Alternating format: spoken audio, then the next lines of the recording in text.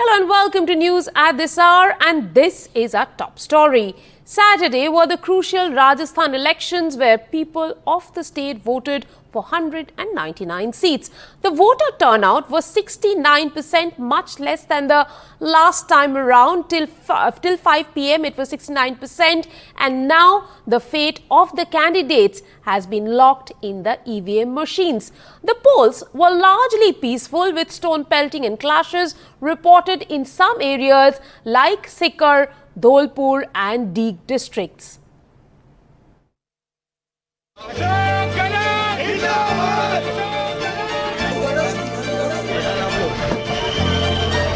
Quick temple runs before they get their fingers inked, a tradition unique to Rajasthan. The stars of the desert state's high voltage campaign were among the lakhs of people who cast their votes today. The Congress's welfare man is fighting one of his toughest battles to buck anti-incumbency and return to power.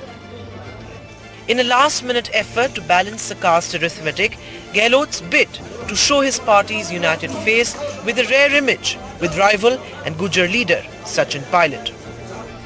The 72-year-old congressman is confident that his Mehengai Rahat outreach will drive the Congress to a historic victory.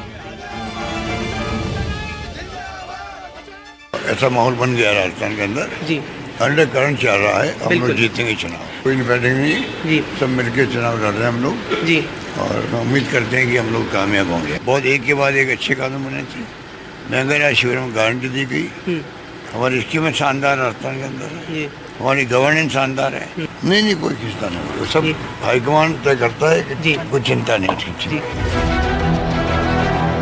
The BJP meanwhile went full throttle this election, with the Prime Minister leading the party's carpet bomb campaign. Hitting the campaign road much later, Vasundhara Raje conducted the maximum number of Jan Sabhas, without the BJP projecting a Chief Minister face. The big question, can the Desert Queen return as Chief Minister for the third time?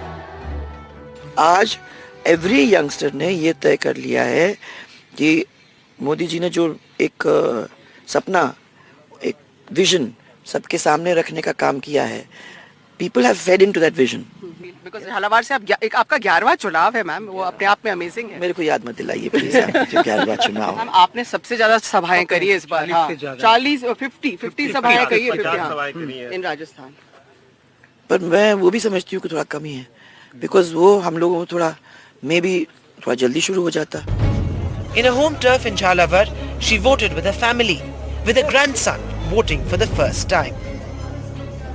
For both Ashok Gehlot and Vasundhara Raje, this election is in many ways a turning point in their political careers. At 72, Ashok Gehlot has run an all-stops pulled-out campaign, hoping for a fourth chance at the Chief Minister's chair.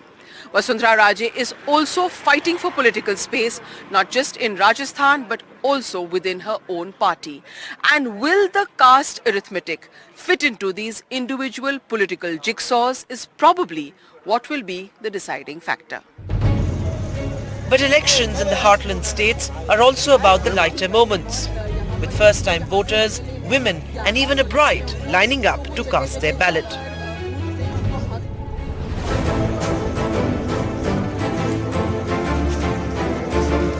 I want to take my right of democracy. I feel very happy that I got this opportunity to vote. I'm very grateful. Rajasthan के विकास के मुद्दे पे हमने काम किया है vote उसी को दिया है तो भारतीय जनता पार्टी में तो नेताओं मन छोड़ो वो तो शक्ल देखने को तैयार नहीं है जबकि जाने वाली सरकार ये जानते हुए कि 4.5 साल तक हम डिलीवर नहीं कर पाए जनता आक्रोशित है और हमारी धरती खिसक गई है तब आनंद फानंद में आधार विहीन बिना तैयारी के घोषणाएं करें वो फ्री दीजिए But it's also about the jibes, given the neck-to-neck fight. The fate of more than 1,800 candidates has been sealed in these EVMs today.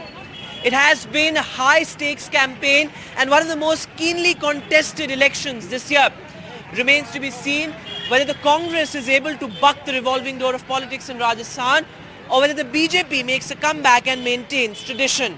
One thing that is clear is that the Rajasthan mandate is going to be one of the most crucial semi-finals to 2024. With Harsha Kumari Singh, camera person Ashok Mahale, Arun Harsha, Mukul Parihar, Vedant for NDTV.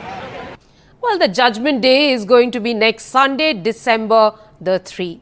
Now, moving on to the Uttarakhand tunnel rescue story. The operation to rescue 41 workers trapped in the Silkyara tunnel may take a long time, with the auger machine for horizontal drilling facing repeated hurdles, and rescuers are now preparing to start vertical drilling.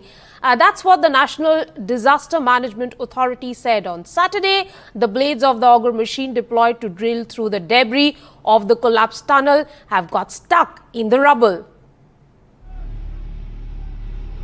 Yet another hurdle in the rescue as the 41 trapped workers complete 2 weeks without seeing the light of day.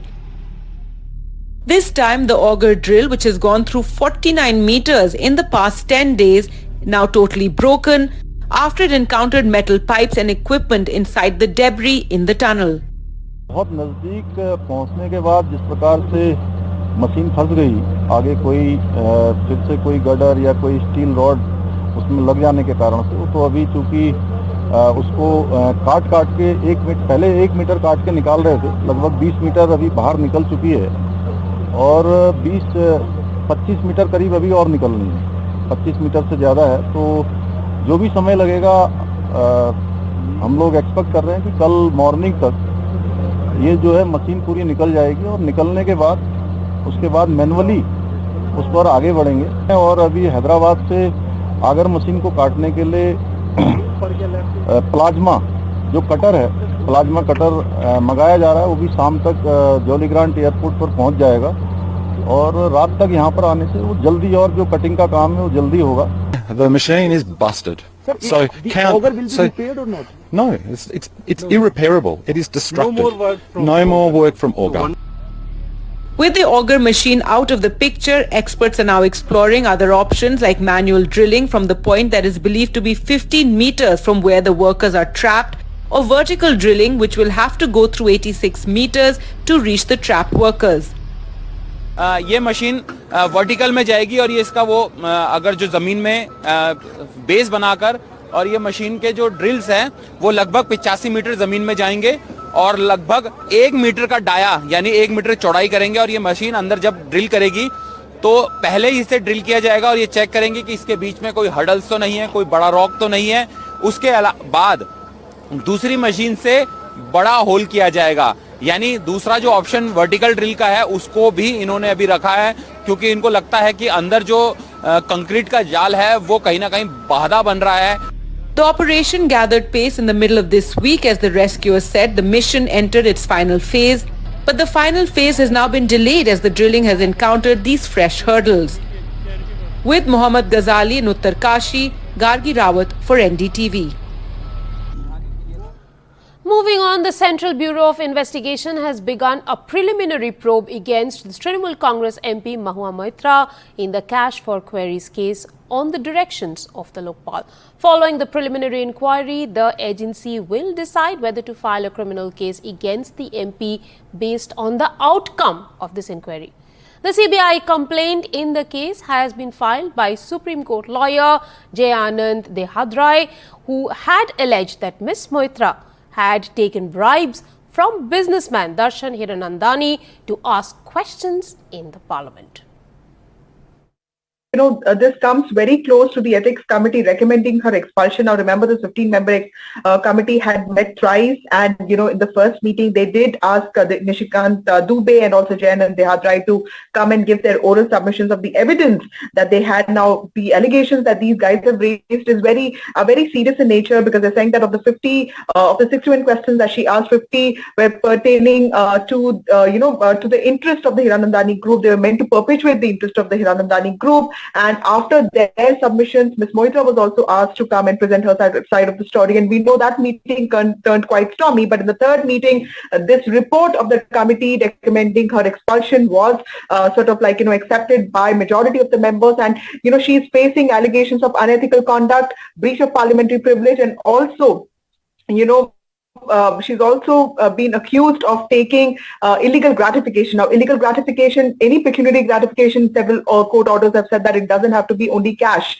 And this is something that she has been refuting, and she's been constantly saying, where is the cash? Now, with the CBI getting into the picture, that criminality aspect of this whole case, which the ethics committee sort of shied away from, because the ethics committee does not have the technical wherewithal to probe criminality of such cases. And it had said that in its report. So now the CBI has gotten into this. With this preliminary inquiry, they will basically decide if this merits a criminal case. So while there is expulsion, on the cards, December 4th is the first day of the meeting, and that is when the expulsion is expected to take place. And then there is the CBI starting this inquiry. Of course, there is a lot of trouble mounting for the TMC MP, because clearly the charges that she's facing are very serious in nature. One of the whole money angle, the favors in lieu of asking questions, and also this whole thing about sharing security credentials, because the ethics committee report very clearly says that when you share login credentials, you also sort of compromise the security of the country, because the many policies are sort of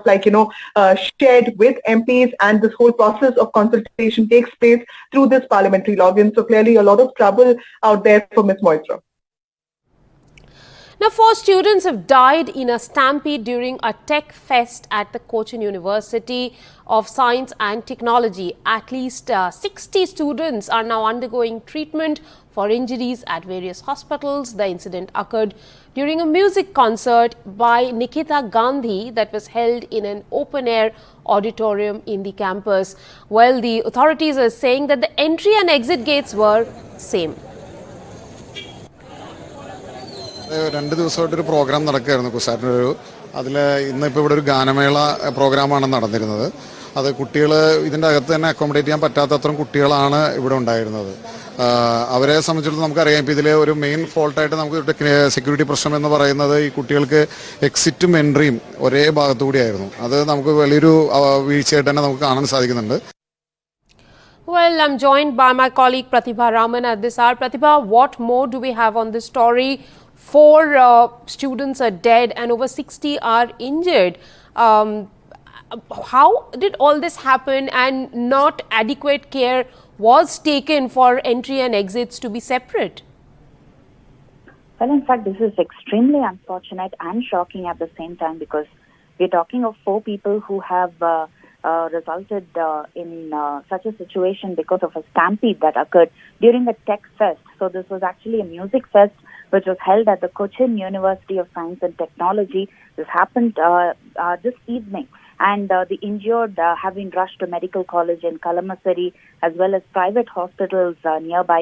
What we understand at this point in time is that 4 students are admitted to the medical college nearby and are in critical condition. Now, what we understand is that the stampede reportedly occurred when students rushed inside the music hall following a sudden downpour, and that kind of led to a rush and caused the stampede is what we hear. But this is, of course, reported by witnesses right there at the venue. And we'll have to wait and see if there would be, any kind of action that would be taken so that such kind of incidents do not really occur in the near future. And for now, we are also told that people who have been organizing these kind of celebration programs as well as artistic programs, all of them related to the audience scheduled for tomorrow, will now be cancelled, and all of this is being done to mourn the death of students. But will there be any kind of, action that will be taken in terms of preventing such kind of incidents is something that we need to take care of. Absolutely. Well, we'll have to keep tracking this story. What is happening to the 60 more students who are now being treated in different hospitals? Saturday was Prime Minister's day out on the light combat aircraft Tejas in Bengaluru. An important development that demonstrates the government's commitment to further developing and ordering the fighter, which is at the heart of Indian Air Force's Atmanirbhar Bharat plans. The fighter, variants of which will remain in service beyond 2050, is a multi-role jet meant to replace the MiG-21. Kitted out and headed for a sortie in the Tejas. Here the Prime Minister steps into the Made in India jet before taxiing out for takeoff.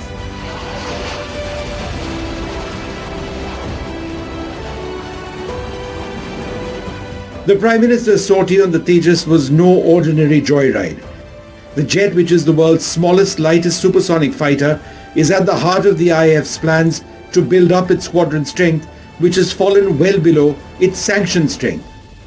India presently operates 33 Tejas fighters, with 7 dual-seat jets being built or inducted for service. There are 83 Tejas Mark 1A fighters, a more advanced variant, which have been ordered for 36,468 crores. The Indian Air Force has proposed an additional 97 fighters, and India is committed to the acquisition of the advanced Tejas Mark II fighter.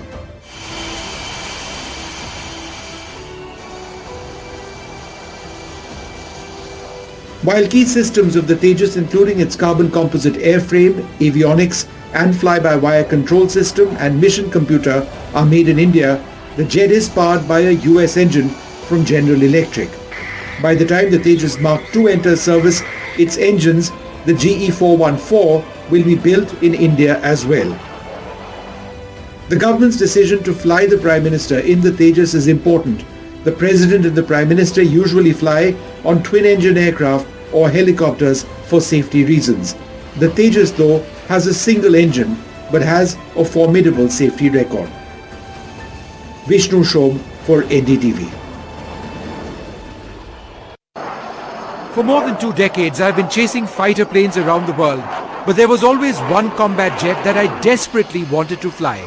Done today, a rare honor, as the first journalist to get a sortie. Well, strapping up in a G-suit is an essential part of flying on a fighter aircraft. A G-suit ensures that when we are up in the air, you're essentially safe from the G-forces all around us. At 11:45 a.m., we walked to the aircraft at the dispersal at the Yelahanka airbase outside Bengaluru. Decades in development, this homegrown fighter is now mature technology. Find out what it means for the armed forces.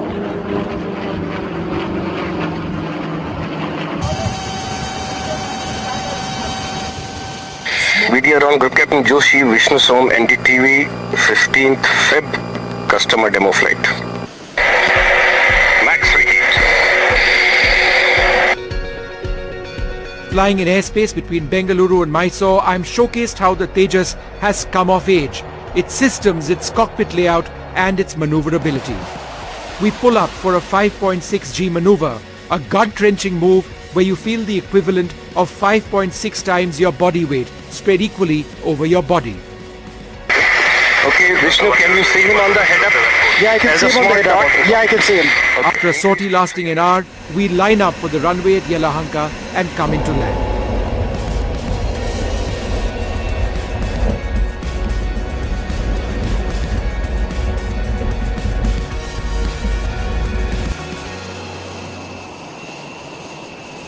What a lovely experience. Given the opportunity, Vishnu would like to do it time and time again. With that, a quick break on the show. More on the other side. Stay tuned.